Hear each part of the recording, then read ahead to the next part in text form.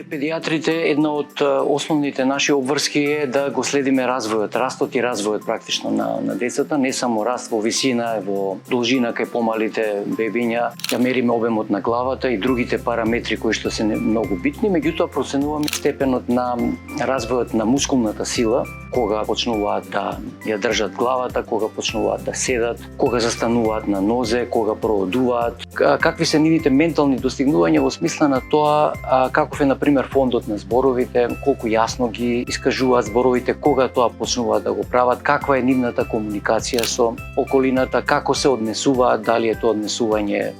соодветно или не соодветно. Така да сето тоа ја дава